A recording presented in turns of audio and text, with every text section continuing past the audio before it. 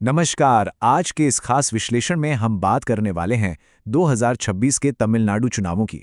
मतलब सुपरस्टार सी जोसेफ विजय और उनकी बिल्कुल नई पार्टी ने जिस तरह से एक पूरी फिल्मी स्टाइल में वहां की राजनीति को पलट कर रख दिया है ना, वो सच में हैरान करने वाला है। तो चलिए, बिना किसी देरी के इस पूरे पॉलिटिकल ड्रामे को डीकोड करते हैं। इस बड़े उलटफेर को ना हम एक फिल्म की तरह 3 अलग-अलग एक्ट्स में समझेंगे। और कहानी शुरू होती है इस सबसे अहम सवाल से। आखिर कैसे एक फिल्म स्टार अपनी पहली ही कोशिश में 60 साल पुराने राजनीतिक वर्चस्व को पूरी तरह से तोड़ देता है? जरा सोचिए इस बारे में। तो शुरुआत करते हैं एक्ट 1 से, द सेटअप, स्टार और उलटफेर। मतलब एक लोगों का चहेता हीरो रातों रात राज्य का होने वाला मुख्यमंत्री कैसे बन गया। देखिए, विजय का ये राजनीतिक उदय कोई रातों रात हुआ चमत्कार नहीं था।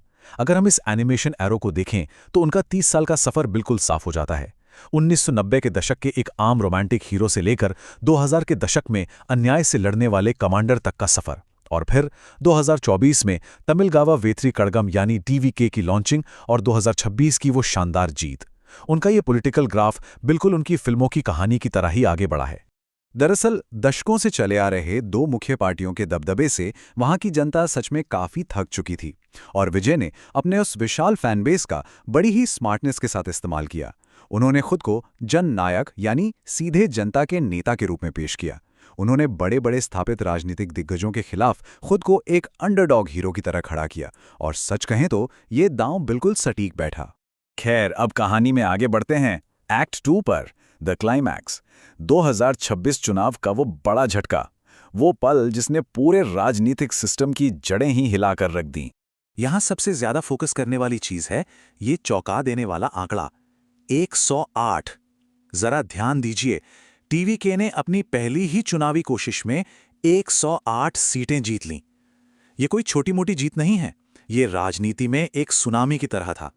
1962 से लगातार अपना दबदबा बनाए रखने वाली उन पुरानी द्रविड़ पार्टियों के लिए ये हार कितनी गहरी है, ये इस चार्ट से साफ झलकता है।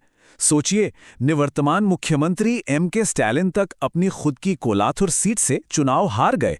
टीवीके ने इन पुरानी और स्थापित पार्टियों को पूरी तरह से बैकफुट पर धकेल दिया है। और हाँ, ये जीत कोई बहुत संकरी मार्जिन वाली नहीं थी। लगभग 35% का ये भारी वोट शेयर अपने आप में एक ऐतिहासिक जनादेश है। आपको बता दें कि दशकों से तमिलनाडु में किसी भी तीसरे मोर्चे के लिए 10% वोट पाना भी ना एक अघोषित सी सीमा मानी जाती थी। लेकिन इस चुनाव ने उस पुरानी दीवार को हमेशा हमेशा के लिए गिरा दिया है। अब आते हैं द स्क्रिप्ट पर, यानी वो जीत दिलाने वाला 40 सूत्रीय घोषणा पत्र। आइए डिकोड करते हैं उस बहुत ही सावधानी से तैयार की गई स्क्रिप्ट को, जिसने सच में मतदाताओं का दिल जीत लिया। आखिर उसमें ऐसा क्या था? तो देखिए, ये 40 सूत्रीय घोषणा पत्र असल में वो मास्टर स्ट्रोक था जिसने जनता की नजरों में विजय को एक एक्टर से एक सीरियस एडमिनिस्ट्रेटर में बदल दिया। महिलाओं के लिए मुफ्त बस यात्रा हो या फिर सरकारी कामों में सख्त जवाबदेही, इन भारी भरकम कल्याणकारी वादों ने आम जनता की रोजमर्रा की असली समस्याओं को सीधे तौर पर छुआ। अगर हम इन वादों को महिला कल्याण, युवा रोजगार और शासन सुधार जैसी अलग अलग कैटेगरीज में बांटकर देखें तो एकदम साफ हो जाता है कि पार्टी ने कितनी गहराई से अलग अलग डेमोग्राफिक्स को टारगेट किया था। ये एक तरह से लोक लुभावनावाद और आज के जमाने के तकनीक संचालित शासन का एक बहुत ही बेहतरीन कॉम्बिनेशन था। लेकिन अब चुनावी जीत के उस जश्न से थोड़ा बाहर आते हैं, क्योंकि अब सामना होने वाला है एक कड़वी सच्चाई से, और वो है प्रशासन का ये बहुत ही मुश्किल सवाल कि आखिर एक अल्पमत वाली सरकार शासन चलाती कैसे है। और यहीं से शुरू होता है हमारा एक्ट 3, सीक्वल का संघर्ष, सीटों की गिनती की दुविधा। क्योंकि देखिए, हर शानदार कहानी के तीसरे एक्ट में एक जबरदस्त नाटकीय तनाव तो होता ही है ना। तमिलनाडु विधानसभा में स्पष्ट बहुमत के लिए 118 वो जादुई आंकड़ा है, और जैसा कि ये एनिमेशन एरो यहां बिल्कुल स्पष्ट कर रहा है, टीवीके के पास 108 सीटें हैं। मतलब वो बहुमत से सिर्फ और सिर्फ 10 सीटें दूर रह गए हैं, और इसी एक गणित ने उन्हें एक काफी संवेदनशील अल्पमत सरकार बनाने के लिए मजबूर कर दिया है। प्रशासन के इस तराजू को जरा ध्यान से देखिए। एक पलड़े पर जनता की भारी भरकम उम्मीदें हैं और करीब 35% का अपार जनविश्वास है। वहीं दूसरे पलड़े पर एक ऐसा बिल्कुल नया मंत्रिमंडल है जिसके पास सरकार चलाने का कोई पिछला अनुभव ही नहीं है। जाहिर है अब इस नई सरकार को कुछ बहुत ही मुश्किल गठबंधनों के बीच एक सटीक संतुलन बनाना होगा।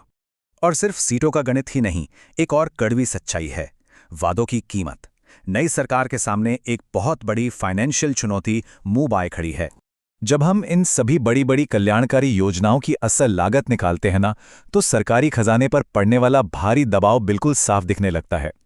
उदाहरण के लिए सिर्फ अन्नान सीरथिट्टम योजना को ही ले लीजिए।